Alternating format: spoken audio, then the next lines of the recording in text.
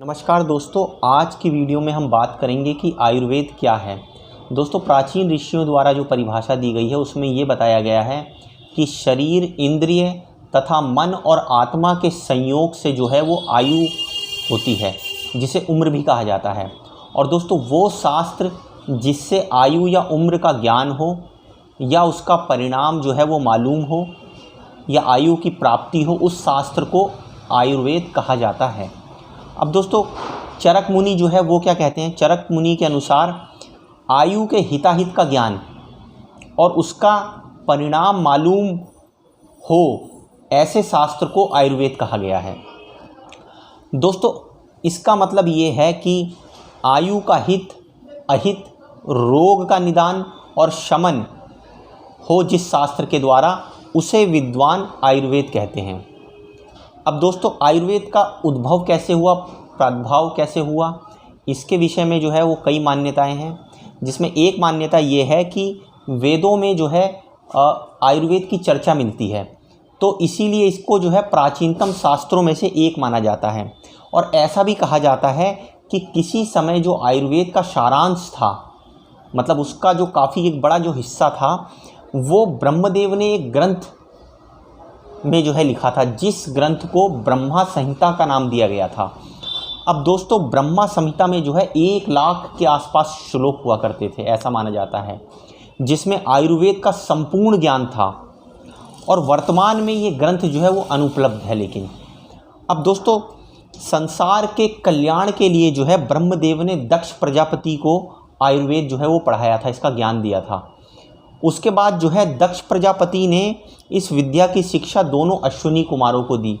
अश्विनी कुमारों को जो है वो देवताओं का चिकित्सक भी माना जाता है। देवताओं का ही जो है उनको जो आप आयुर्वेद का जो चिकित्सक जो परिभाषा दी गई है, उन्हीं से संबोधित किया जाता है। उनको दक्ष प्रजापति ने ही आयुर्वेद का जो ज्ञान था वो दिया था। अब दोस्तों, इन दोनों भाइयों ने इस विद्या के विकास और विस्तार में पूर्ण योगदान दिया और इसका विस्तार किया उन्होंने।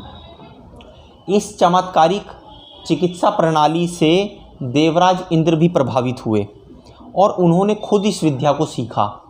और शास्त्रों में वर्णित है कि देवताओं के चिकित्सक यही दोनों भाई थे, अश्विनी कुमार, जिनका वर्णन जो है अभी मैंने किया था। दोस्तों, आगे इंद्र से महर्षि आत्रेय ने इस विद्या को सीखा और उन्होंने अग्निवेश, भेड़, पराशर, जातुकर्ण, क्षीरपाणी तथा हारित को इस विद्या की शिक्षा दी। महर्षि आत्रेय के शिष्यों ने आयुर्वेद में सिद्धहस्त होकर अपने अपने दृष्टिकोण से सर्व सुलभार्थ अपने अपने नाम से अलग अलग ग्रंथों की रचना कर दी। मतलब आप ये देखिए कि एक ही ग्रंथ था, लेकिन उसको पढ़ते गए लोग और अपने प्रकार से उसकी व्याख्या करके अलग अलग ग्रंथों का निर्माण करते गए।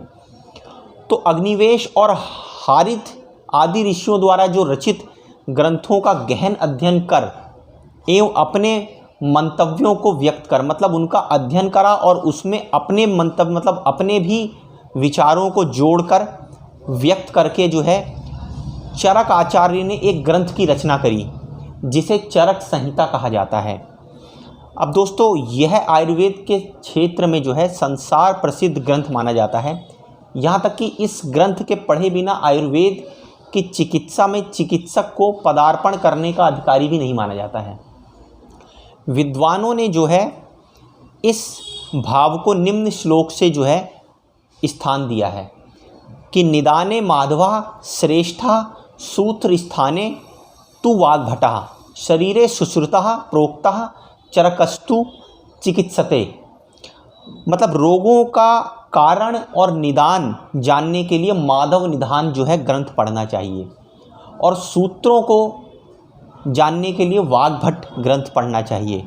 शारीरिक ज्ञान की जो है जानकारी लेने के लिए सुश्रुत को पढ़ना चाहिए। सुश्रुत को बहुत बड़ा चिकित्सक माना जाता था। ऐसा कहा जाता था कि प्राचीन भारत में जो मोतियाबिंद का ऑपरेशन होता है और कई जो सर्जरियां हैं वो सुश्रुत के द्वारा ही जो है वो की गई थी।